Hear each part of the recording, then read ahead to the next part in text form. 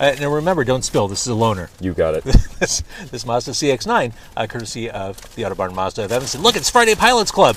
Hello. And yes, this podcast is brought to you by the Autobarn Mazda of Evanston. This car, this CX-9, this is a 2017 CX-9. It's gorgeous, right? It Spacious. is. Very, very nice. How's I haven't been in the back seat yet. How's the back seat, Drew? Very roomy and comfortable enough to eat a large burger back here. Yeah, we could actually probably fit the entire band live. Like we could play in here. Yeah, I didn't even realize that there was three back there. Oh yeah, I mean you could have an opening band in here, and you guys. You could have the entire lineup. It could be like one of those old TV talk shows. You have the opening guest, and they slide over on the couch. Another band comes in. We could just get everyone in here. I think your next move now is to do your podcast, but while the first band is playing in the car, the next band is cooking that band dinner, and then they trade off, and it's kind of like an Iron Chef situation. Well, we could totally put like a grill. In the back. Do you see all that trunk space? Definitely. Yeah, I mean it's spacious. Nothing but room. Again, this is all from the Autobarn Mazda of Evanston. They are at 1015 Chicago Avenue. I got my last 2 cars from there. I'll get my next 2 cars from there too. I would not do myself wrong by getting this car. In fact, this is lovely. All right, so anyways, Friday Pilots Club. Are you ready? Ready. It's car con carne. Let's eat in the car. It's car con carne. And now here's the star of our show, James Van Alstyne.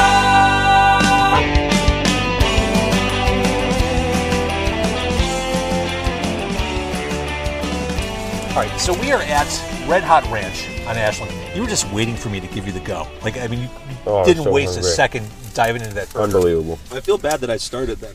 No, don't feel bad. You musicians, you need your protein. So we're at Red Hot Ranch with Friday Pilots Club. Caleb and Drew are here. Now, most recently, if you've been keeping track, Friday Pilots Club just made it to the top of a nationwide competition. You guys won the Next to Rock competition, which means you scored a big-time record deal. We did. Well, I guess let's backtrack. Next to Rock, there were local finals. I saw you at Cubby Bear. Mm-hmm. I hosted that night. On September 30th. It was end of August. End of August, Yeah. that's right. Okay. I want to apologize. I hadn't seen you live before that night. And every band that played that night, I can say something good about. There was something to recommend each of those bands. You guys came on stage, and it was one of those things, there was like a collective gasp in the audience, like, oh, shit. Your live show is something to behold. I mean, you are arena ready. And it was quite clear when you left the Cubby Bear that night, when you emerged the local champs, we knew you were going to end up in Los Angeles, and it was probably a foregone conclusion. You'd be right here, right now, with a record deal with Big Machine? Big Machine Label Group. Who else is on Big Machine? This is a big-time label. Bad Flower is. Taylor Swift originally was. And Cheap Trick, Reba McEntire, Florida Georgia Line. Yeah. You know, crazy. I think that's all I know. We were talking as we were waiting for food. There aren't a whole lot of Chicago bands breaking at a national level anymore. It kind of comes and goes in waves, and I've seen all the waves. I feel like you guys are at the front of a new wave. Truly. I feel honored by it. Absolutely. I mean, we're still reeling in it a little bit. So Is it still kind of surreal what happened? definitely surreal. So let's talk about that night. You went to Los Angeles. Was it Viper Room or? It was at the Roxy. Right down the Roxy. street, yeah, the Roxy. Okay. So it was at the Roxy. You're competing against 4 other bands that made it to the top, all on their own merit, all solid bands. What number did you play that night? What in the order? We were the last band to play, just like in Chicago. That it was almost like a sign. It was. It felt that way. Was it worse to be last? Were there more nerves as you were watching everybody else thinking, oh, they're good and they've got this going on? Did it get in your head at all? Definitely. I mean, a lot of the bands, there were some established bands there, definitely. And as Drew and I have been doing this together for 2 years now, and we've only had End of It out for actually less than a year still, and so it was a little intimidating to be around guys that have had music out for a while. And they were just really good. A lot of them were incredibly good. Our friends in the Zealots were just unbelievable. They put on such a good live show. Did you approach it differently? Or did you just say, we're going to do what we do? We're going to do what we do. Right? Yeah, I mean, we have never flown anywhere to do a show. So I think on my end, I was very stressed the entire trip because I'm normally like coordinating the live show with like making sure, you know, because I like run the backing tracks off my phone and everything, and I was just like freaking out, like, we're gonna have to check guitars at the gate, we're gonna have to like check our bass, they're gonna get damaged in the flight, we're gonna come back, we're not gonna have any instruments, like I'm gonna have to play the set on ukulele. I thought it was gonna like be totally ruined, but everything went swimmingly. It was like perfect. And then we're there in the venue watching all the other bands, and I feel like seeing them all up into that moment was like, okay, here we go. And we had to do the mama and papa thing on the way out there. You know, just making sure that everything got done right. And Zach, our manager, one of our two managers with Roger, did an amazing job making sure that everything was ready to go. And Cumulus and BMLG really took care of us all the way through, which was really nice. See, now that you guys made it, maybe you can get a second phone for the backing tracks. That would be nice. You can keep your personal phone in your pocket. Just have your live phone. There you go. Honestly, for the performances. that's a great idea. Right? Like, it sounds so bougie too. Like, oh, this is my travel phone. Yeah, this is my travel It's no phone. different than having like a laptop on stage, right? You just have it on a phone. Right. And I would have my laptop normally, That's still a sore subject. but yeah, we played Fulton Market Fest earlier in September, and for some reason that night I set my laptop on top of the bass amp, and our bass player was just totally ripping. The whole band was ripping. We were just the loudest probably we've ever been, and the whole laptop just vibrated off to the man. amp.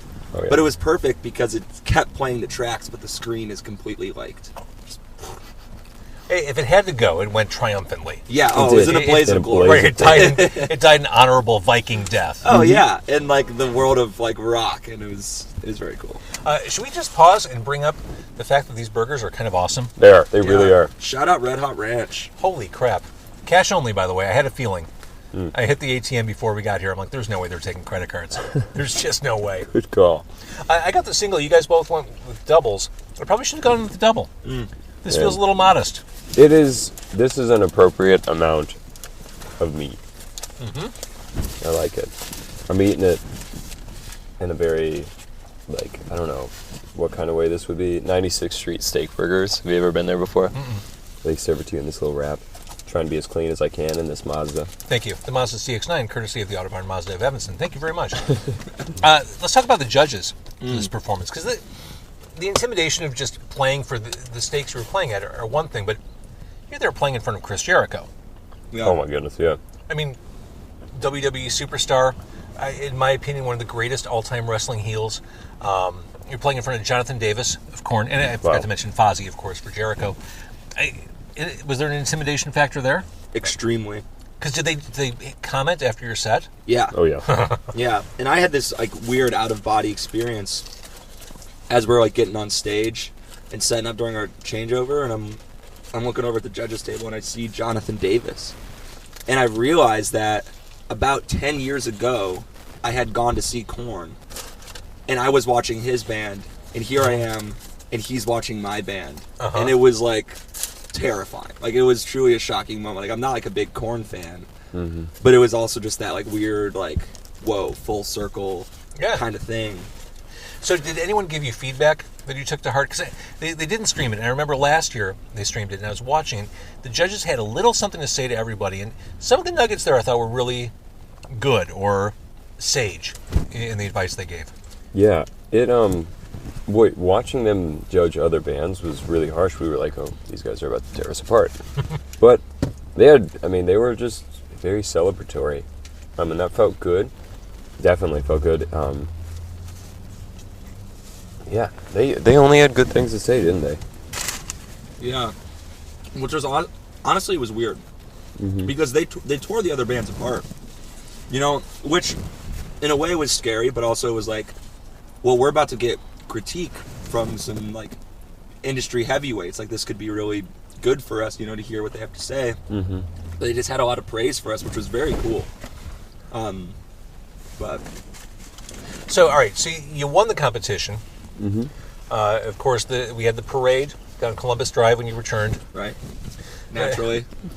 People were throwing flowers at you, and it was a remarkable homecoming for you, long overdue. So what's next? I mean, now that you won this, do they put you in a studio? Do they pair you with a producer? Well, that's what we're trying to figure out is, what we do next. We've got so much material that we've been working on, just a extensive list of songs to Like since the competition? yeah, since the competition we've been writing and doing what we always do. And even before the competition, we have a lot of material, probably enough for 2 or 3 albums to like put out, and we're just deciding what we need to do, and as we write, how we want to write. So Well, I know labels like to move fast. Oh yeah. Do they give you a timeline? Like, we want to get you in a studio by X date so that we can have product out or a single out by this date? We don't know yet. But what we did do is we just today actually sent over all of the unreleased songs with the proper song credits and everything for the label's lawyer to forward on to the label, and they will listen to all the songs and then get back to us and let us know what they want to release, and if they want the song to be released, if there's changes that they want or whatever. So They're all hits. I hope. I hope Let's so. talk about some of the stuff you have released. And we were talking about this as we were waiting for food. It's kind of weird to talk about music in a medium where you can't really play the music. So I'm going to talk kind of in broad strokes about some of the songs you put out, but I hope it at least inspires someone either watching on Facebook Live or listening to go seek out your music. You're streamable everywhere. I was listening on Google Play Music on my way here. Let's start with Golden Bones. okay. This song to me, this is like total vocal calisthenics, because you go from like a growl to falsetto to like a big arena vocal style. Yeah. Oh man, thank you for noticing that, first of all. I like to say that sometimes live when we've been playing for a while and I'm getting nervous about doing all that stuff. I think that working with Drew was the first time that I ever worked with someone that pushed me to try and push my voice, and we found different areas that not only I had never been to, but that not a whole lot of other people do well. Like going from chest voice and like on that verse, it's very low. Tonight, wearing golden bones, and then going to the chorus, which is, I'm just kidding, I'm not going to do that in here. But I remember we got done. We recorded the song with John Fields in Minneapolis, and it was the first time I ever like stepped out of the studio and was really like, yeah, damn right, I did that. Like, hell yeah, because I was watching Drew and John in the control room, and they were just so psyched, and I was like, damn, like that felt really good. I did that. I remember Drew coaching me through how to push my voice like in a healthy way in his dorm room when we were writing some of these songs, and just really engaging that and engaging my core to sing that. And so it feels good. I love that song so much. Let's take a step back. When you were working on stuff in a dorm room, Yeah. could you have imagined, or did you kind of, it seems like you had a sense of self and where you were going. Did you foresee something like this happening? It might sound cocky, but yes, I did. That's why I corrected myself. I had a feeling. This has never been a question of should I be doing this. This is always a question of like, I don't even know, like there's just no end. It's just like you have to keep getting better. That's the only way to keep enjoying something. And I was like, I'm ready to make some more extreme music. I'm ready to push my voice harder. And Drew was the one who helped me do that. And in writing good music, it feels good to sing good lyrics well. And that's been what's passed us on to the next point that we're on, to the upper echelons. And yeah, I mean that's Well, Drew, how do you push him? Do you agree with that? Did you push him to be a better man? I think so, in some ways. I just think that I approach music and songwriting in general from a producer's perspective rather than a guitarist perspective. definitely. Which is like, it's a really strange thing, because kind of going back to your question about did you ever think this would happen, like, or did you ever see yourself here? Honestly, I didn't, because I used to play in bands in high school, and then I came to Columbia thinking I was going to be an audio guy, and I was going to be a hermit that sat behind a desk, and I just did that. But a year after meeting Caleb and working with him on his solo stuff, I ended up filling in for a Friday Pilots Club show on bass. And then he was like, oh, you should join the band and play guitar, because their guitarist was leaving. So I was like, okay, well, I guess I'll start playing guitar. But like, here we are, and this is like this feels like the big thing. But now being in this band and working with Caleb and understanding our songwriting, I feel like I've like seen so much of like what Caleb is capable of, and it's so awesome because I feel like the way we think is so like opposite, but it works so well together. Mm-hmm. You know, in the sense that we're both approaching songs from entirely different perspectives. You don't butt heads? I mean, we do, like without a doubt, you know. And I think Problem was this like probably the hardest song for us to write. Well, let's talk about Problem. Sure. Nice, funky sounding song, big choruses. Tell me how you approach this from different ends. Oh boy. So the song originally started as like this really terrible sounding demo that kind of sounded like a half-assed Charlie Puth song. Yeah. Definitely. And I was like singing this like super dainty melody, and I sent it to Caleb, and I was like totally doing that thing where you preface your work before you show it to a friend. You're like, you know, it's really rough, don't think about it too much, like, you know, I'm still trying, this could be better, blah blah blah. And I was like really hoping he would like it, but I was terrified that he wouldn't. And after I feel like I kind of opened his eyes to the song, mm-hmm. Caleb brought this new character, because everyone is performative when they're singing. There's a reflection of some character that you're portraying for that song, and beautifully put. Wait, what's that? I'm sorry to interrupt. I said beautifully put. Yeah. Oh, well, thank you. This character that Caleb plays is what the song needed. It needed that swanky swagger vocal of the, like, I don't know, there's something about that. That's the word. When I see you on stage, you've got swagger. Oh, good. That is the most rock and roll thing I think about the band, is that swagger, that just charisma. I watched Julian Casablancas growing up, and there it is. And that man just doesn't give a crap about what other people think. And there's this really good quote from this book that I read called "Meet Me in the Bathroom," mm-hmm. and it's the New York scene. Yeah, it's the New York scene, and I think it's James Murphy says it, where he's like the pinnacle of becoming a performer. He's talking about Karen O from the Yeah Yeah Yeahs, and he's like, is when you stop being yourself, and you, not in a way that you're pretending to be someone else, but you just lose it. You're there, and that is what I've begun to tap into, and I love that. You know, it feels good. I should mention Car Con Carne is presented by the Autobarn Mazda of Evanston. We are in a Mazda CX-9, a gorgeous 2017 ivory white CX-9. The communications here. All right, here's the thing that blows me away. I don't know. I'm still talking about this. You may think this is cliche. Directly ahead of me, I can see my speedometer, like through the windshield. Yeah. So I know if I'm speeding. I don't need to look down. It's right in front of me. That it's is projected. Really nice. Wait, what? I also have right? Oh my God. I think you need to be like right behind me to see it. It's like right through there. You can see 0 mph. What? That is crazy. That is crazy. That's just the kind of technology we're talking about here. It's amazing. Next level. That's it. We are in a next level vehicle. Thank you to the Autobarn Mazda of Evanston. Would you mind another song? All true. Yeah. That's your makeout song, right? I don't know if it's a makeout. I mean, if you don't listen to the lyrics. It's like the make out with yourself because you're sad song. Yeah, that song is like, I would consider it emotionally punishing.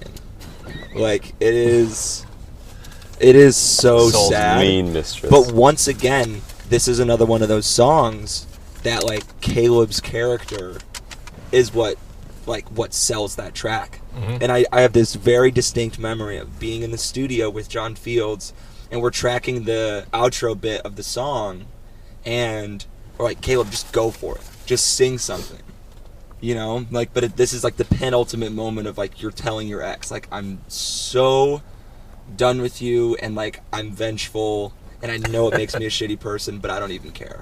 Yep. And Caleb sings the like that thing, and my jaw was just like on the floor, like staring at him and like tearing up because it was powerful. That was just such a powerful moment, and like just the way Caleb was so clear and like deliberate with his connection to the song and the meaning and how it was communicated into the vocal delivery. It was just, I don't know, it was awesome. I still get goosebumps from that. Do you ever remember this? I've brought it up before, but I remember when Drew wrote this song. He wrote Would You Mind about an experience that he went through. It's a very, very honest song. And when we were tightening things on it, we were going back in and looking at certain words and being like, does this fit, does this not? We got to the point with the chorus where it's, if I spend the night in the gaze of strange eyes, would you mind? And it's, I remember it being a very emotional moment. I've said that we cried before, but and I don't know how true that is, but it was definitely a very emotional moment where it's like, fuck, yeah, we got that. Like we nailed the emotion of that moment. And people typically look down on just, especially guys our age, just writing relationship songs, but I think that when you can really dive into the psychology of something and explain the context of that certain jealousy, like that song does so well, which Drew nailed in the lyrics. Thank you. You really can instantly good. See, this is good. You're both so supportive of one another. Now would be the time to stab each other in the back for other bands. Like now that you're at, now you got the it's all situation. Me. Well, okay. So going from that song, would Bad as Hell be the opposite of that? Ooh, I like talking about this song. Yeah, this is a fun one. Bad as Hell was just, it was an idea that I had, that I predominantly wrote. And it was just, it's like a sex song, you know. I remember when this band was splitting apart from the original members, and they were going on to do what they wanted to do in their own lives, and I just felt like I was coming under such heat from people that I had known for a while that didn't want to see me anymore. They thought of me as this evil being, and just, I'm going to get really deep in this Mazda for a second. Thank you, The Mazda CX-9. The Mazda CX-9. Well, and you have, like, at the end of the day, I was experiencing for the first time this, like, the emotional power of sex for the ego, and I was just like, this is really good because it's this, this is, right now it just happens to be, this is the one thing that I'm very intimate with this very powerful, strong woman, and she is really the thing that's guiding me right now. None of this was going on in a huge way. We were still in the middle of doing a bunch of recording, and I was like, I want to write a song about this, and it was one song that just came out in like one night. I had this riff that I sent Drew in the background, and the original demo of the song just kind of drags, and then Drew's like, what if we did this? And then, we put the guitars in drop C, which is the first time that we did that, to kind of incorporate some of the darker influences. I do like the darkness that finds its way into your music. It is definitely, I think it's something that a lot of people try and run from when they're trying to make accessible music, or if they feel passionate about accessible music. They run from that darkness, but there's something that you have to incorporate if you find influence in that sort of stuff, and I think that Drew does a really good job with production of doing that, and we got that in that song. I mean, that's a self-produced song, so yeah, we recorded that in my one bedroom. It sounds amazing. Good. Thank you. It really, I mean, all this stuff sounds ready to go, like astonishingly accomplished, given the fact that up until very recently, independent Chicago band. Yeah. I mean, you guys are ready. And to that end, let's talk a little bit more about the live show. Oh boy. You guys have it. I mean, again, going back to swagger and that rock and roll persona and losing yourself in the art, you guys clearly have it together on stage. How long would you say you've had it together on stage? Because everything's humming along. I mean, it's all. I'm going to throw some metaphors out here. It's firing in all cylinders. It's the total package. It's we've spent a lot of time, and Roger has been a big help with us. Your manager, Roger. Yeah, and our other managers. All around good guy. Oh yeah, totally. And our other manager, Zach, of just when we get off stage, even when we have great shows, being like, good job guys, and then on the ride home or the next day or whatever, calling and being like, hey Caleb, you really need to stop like scratching your crotch on stage. That's not a good idea. And then me, that was an actual conversation. It gets itchy. Bright lights, it's sweaty. I think it was just being nervous. Sometimes I would do that. I don't know why, but how about like a powder, like a talcum?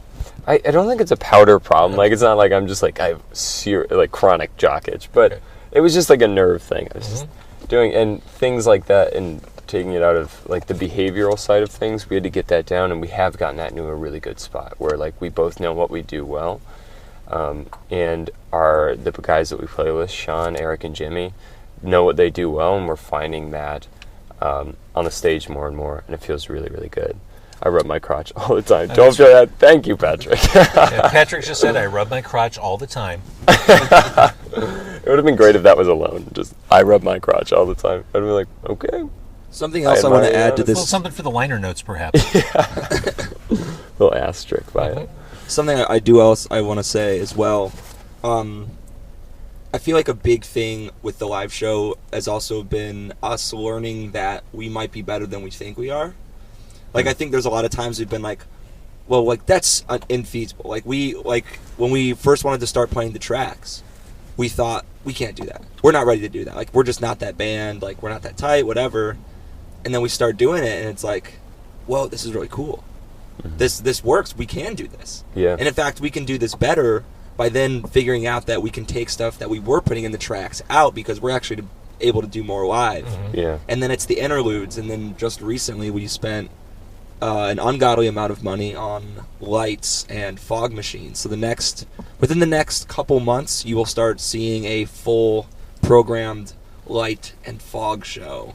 That's what I was going to say. Friday Pilots Club, really accomplished on stage, needs more fog.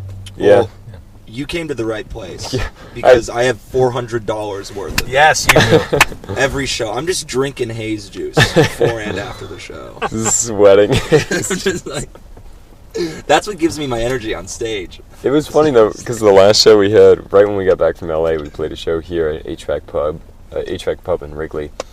And when we got on, I remember thinking to myself, I was like, okay, we might have overdid the fog. Like there's a lot of fog on stage right now. There's never too much. But the pictures that we got from that are awesome. Did it look like a goth show? It looks super cool. It looks like we were playing a show in hell. Yeah. Which is my dream. Which is my dream as well. That's my dream venue. It's the River Hades. Awesome. All right, so Friday Pilots Club, I think you're so good. And the stuff that you self-recorded, if that's just what you did by yourself, I can't wait to hear what happens with Big Machine and the big muscle of a big label behind you. Me too. It's onward and upward for you guys. Congratulations on the win. Thank you. Like I said, we knew when you walked out of Cubby Bear, well, that's the band. Here we go. So thank you for eating hamburgers with me. Thank you. Of course, thank you for having us. And you'll stay in touch, right? Oh, Of course. Absolutely. Are you kidding me? See, this is the point where I have to ask. If you won't get so big that you'll forget all of us here in Chicago, right? I don't think that's how our egos work. No. I would, yeah. If that day ever comes, and I'm like, I'm sorry, I only talked to my manager.